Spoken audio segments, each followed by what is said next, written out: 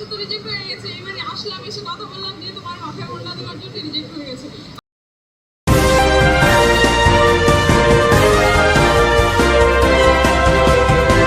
मुस्लिम बच्चियों को हिजाब को लेकर के 1000 बच्चियों को बाहर का रास्ता दिखाया गया है। ये खबर पश्चिम बंगाल से सामने आ रही है और पश्चिम बंगाल से सामने आने के बाद जो है एक बवाल खड़ा हो गया है, क्योंकि ममता सरकार को मुस्लिमों का हितैषी बताया जाता है। तो ये घटना जो है ममता सरकार के राज में कैसे घट गई। आदाब, नमस्कार, अस्सलाम वालेकुम नाजरीन। पल पल न्यूज़ के न्यूज़ रूम से मैं हूं आपके साथ नदीम अकरम। ये सवाल लगातार खड़े हो रहे हैं कि 1000 मुस्लिम बच्चियों को सिर्फ हिजाब पहनने के चलते जो है बाहर का रास्ता दिखा दिया गया, उन्हें डिस्क्वालीफाई कर दिया गया क्योंकि उन्होंने हिजाब पहन रखा था।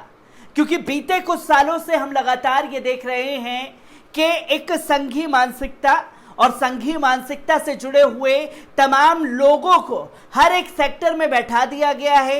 जहां आप अगर एग्जाम देने जाते हैं तो वहां पर भी वो संघी मानसिकता देखने को मिलती है, और यदि आप कहीं नौकरी के लिए आवेदन के लिए जाते हैं तब ये संघी मानसिकता देखने को मिलती है।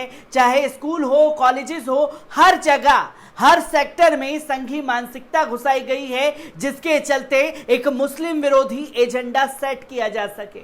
और ये मुस्लिम विरोधी एजेंडा जो है अब खासतौर पर पश्चिम बंगाल में सेट करने की कोशिश की गई है, जिससे ममता सरकार को भी गिरा जा सके। और ममता सरकार इस संघी मानसिकता से जुड़ी हुई सोच को लेकर के क्या कुछ कदम उठा रही हैं, ये भी एक बड़ा सवाल इस खबर के बाद से सामने आ गया है। क्योंकि 1000 मुस्लिम बच्चियां जो कि मेहनत करके पुलिस भर्ती के लिए बोर्ड परीक्षा में गईं और उन्हें सिर्फ इसलिए डिस्क्वालीफाई कर दिया गया कि उन्होंने हिजाब पहन रखा था। ये पूरा मामला आखिरकार क्या निकल कर के आ रहा है, एक बार इस पर नजर डालते हैं। पश्चिम बंगाल पुलिस भर्ती बोर्ड 26 सितंबर 2021 को राज्य पुलिस में कांस्टेबल और महिला कांस्टेबल की भर्ती की परीक्षा होने जा रही है। बोर्ड ने 6 सितंबर को इस परीक्षा के लिए एडमिट कार्ड जारी किए। 30,000 से अधिक छात्रों को डिस्क्वालीफाई फॉर्म जमा करते समय की गई गलतियां बताई गई हैं। खारिज हुए लोगों में 1000 से अधिक मुस्लिम लड़कियां हैं। लड़कियों को डिस्क्वालीफाई करने की बड़ी वजह हिजाब पहनना बताया जा रहा है। WPRB की गाइडलाइंस में कहा गया है कि फोटो में किसी भी तरह से आवेदकों के चेहरे को कवर नहीं किया जाना चाहिए। गाइडलाइन में लिखा गया है कि आवेदकों को सलाह दी जाती है कि वो फोटोग्राफ और हस्ताक्षर के स्थान पर अन्य वस्तुओं की छवियों को अपलोड ना करें। चेहरा से ढकने वाला फोटोग्राफ, आंखों को ढकने वाले धूप के चश्मे, टिंडेड चश्मे को स्वीकार नहीं किया जाएगा। जांच के दौरान ग्रुपेज या सेल्फी से ग्राफ के किए गए हैं फोटोग्राफ की अनुमति नहीं दी जाएगी। जिन मुस्लिम लड़कियों के आवेदन खारिज कर दिए गए हैं, उनका कहना है कि हिजाब पहनना उनका संवैधानिक अधिकार है। उनमें से एक उत्तर 24 परगना से संबंधित सोनमोनी खातून ने कहा, मैंने कई प्रतियोगी परीक्षाओं के लिए हिजाब पहने हुए अपनी तस्वीर का इस्तेमाल किया है, इसे कहीं खारिज नहीं किया गया।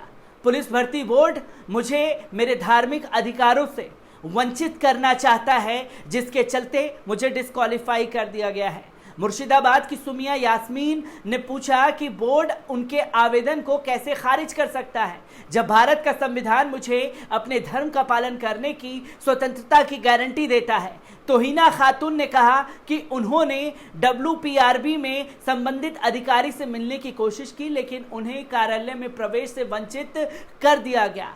पीड़ित उम्मीदवारों ने WPRB के अध्यक्ष को एक पत्र लिखा और सिख धार्मिक समुदाय के उम्मीदवारों के समान ही उन्हें उदार रियायत देने की मांग की गई है।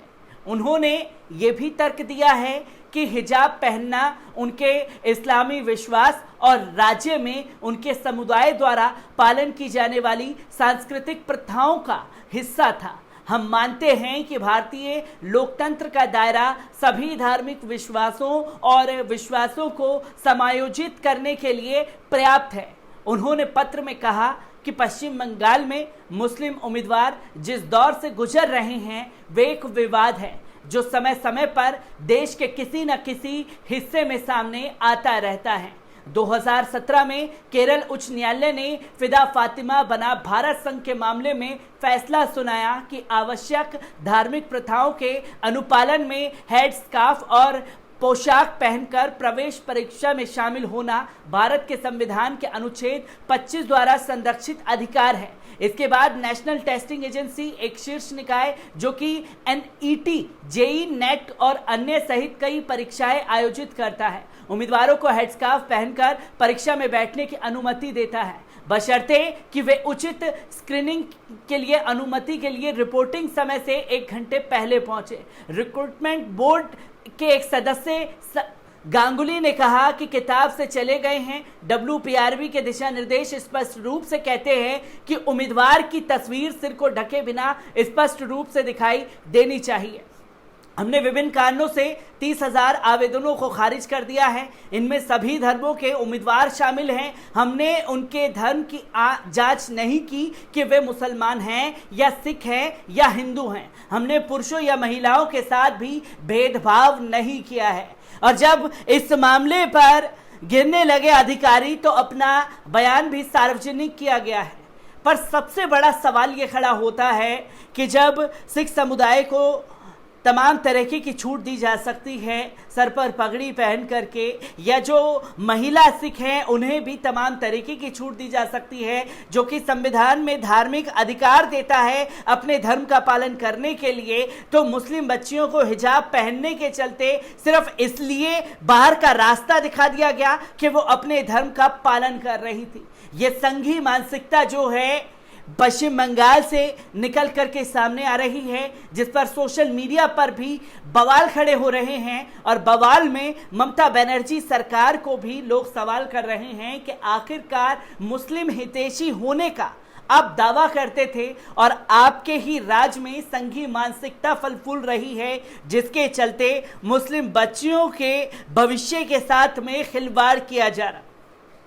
30,000 से कई बच्चों को बाहर का रास्ता दिखा करके मामले को रफा दफा करने की कोशिश की जा रही है, जिस पर लोगों का कहना है कि सिर्फ मुस्लिम बच्चियों को चिन्हित इसलिए किया गया कि उन्होंने हिजाब पहन रखा था।